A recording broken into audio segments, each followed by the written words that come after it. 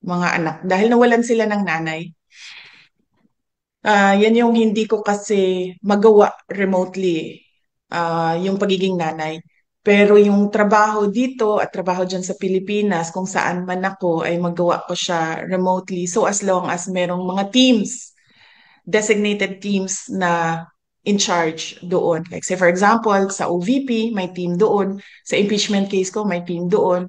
Pagdating naman dito sa ICC case ni Pangulong Duterte, may team dito. Kaya ko siya gawin kahit saan man ako sa mundo. Ang hindi ko magawa is maging nanay remotely sa aking mga anak dahil nasanay sila na nandyan ako lagi. Nawala ng kausap yung aking eldest na anak dahil nasanay din yon na kausap niya ako lagi sa mga nararamdaman niya, anong nangyari sa paaralan, ganon. Yung pangalawang anak ko nawalan ng cheerleader dahil pag naglalaro yon sa kanyang soccer at basketball ay nandyan ako lagi talaga. Dala-dala ko yung mga paraphernalia ko, pom-poms, drums, yung mga trotot ko para i-cheer siya. And of course, yung youngest, as I said, nawala ng katabi sa tulog. So yun yung concern ko. Thank you po. Okay, next question, Ms. Celerina Monte, Japan Broadcasting Corporation, NHK. Hello. Good afternoon, Vice President. Sorry if I have to ask you. During our interview with the families of the alleged victims of the war on drugs, they're saying or Ma'am Cel, nawala. Nawala siya, Jay. Ma'am Cel, nawala ka. Ma'am Cel, kindly fix your line. Balikan ka namin. Ano muna? Miss Camille Samonte, TV5. You're recognized. Hi, VP. Good afternoon po. Camille po from TV5. I just want to ask, will you be formally endorsing Senator election? Nawala siya, Jay. Nawawala rin kayo din. Camille? Wala. Ma'am Cel, andyan na kayo? Me? Wala. Hello? Camille? Yes po. Can you hear me po? Yeah. Go on. Go ahead. especially yung possible Ayan po. Ma'am, yes, Camille po from TV5. I just want to ask, ma'am, will you be formally endorsing Senator Amy Marcos in the elections? Wala kaming napag-usapan, ma'am, about endorsement ni Senator Amy Marcos. Basta, let me just express my gratitude to Senator Amy Marcos for opening the Senate investigation, no?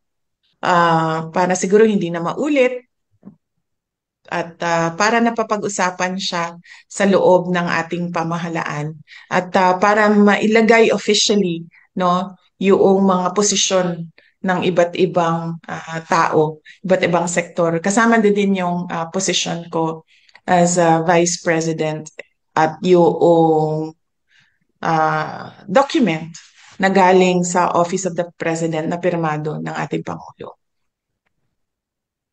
Ma'am, yung inyong impeachment trial, syempre, you mentioned na you have a separate lawyers already preparing for that. How difficult is this for you? Because you're also taking care of the defense team of your father, former President Duterte, and yung kanyang susunod na hearing will be on September. And there were talks in the Senate na probably baka by September or October magsimula naman yung impeachment trial sa inyo. How will you balance case na Mhm. Yes, oo. Well, both cases will continue, no? ICC will continue. The ICC case here will obviously continue. Hindi naman ito sila magsasabi na parang hindi na tayo tutuloy at ibabalik natin yung detainee sa Pilipinas. Hindi malabong mangyari yan, no? So magtutuloy siya, yung impeachment case ay tutuloy din at ang paniguraduhin ko lang ay merong mga merong grupo ng abogado na nakatutok doon sa dalawang kaso na yon. Ang sa akin na lang naman ay consultation at decision making, no? Sa mga mga bagay na sa tingin nila ay kailangan ng desisyon ng kliyente. Dito naman sa ICC case, sa mga bagay na kailangan ipresenta sa ating Pangulo para kasi siya ang kliyente. Ma'am, last na lang po on my end. Nagkausap na rin po ba kayo ni Senator Ronald Bato de la Rosa because he is also among the list of alleged suspects or yung next na masaserve ng warrant?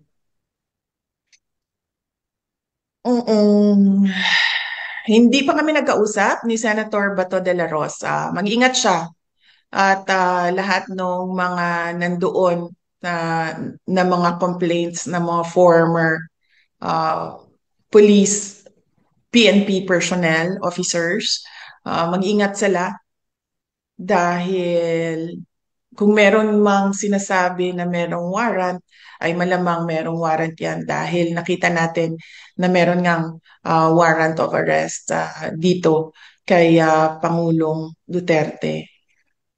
Ang sa akin lang din, no, na observation ba, noong nakaupo ako doon sa gallery ng ICC at nakikinig sa initial appearance ni Pangulong Duterte, a total of 43 cases. Nasaan na ang libo-libo na mga kaso na sinasabi ng ating mga complainants na crimes against humanity. 43 murder cases. Hindi ko dinidiscount yung 43 na sinasabi nila allegedly na namatay Pero crimes against humanity is a serious accusation na lagi nilang paulit-ulit na sinasabi 6,000, 9,000, 10,000, 40,000, 50,000 ang mga namatay. And they cannot even come up with 100 names ng mga namatay ng supposed war on drugs, which amounts to crimes against humanity.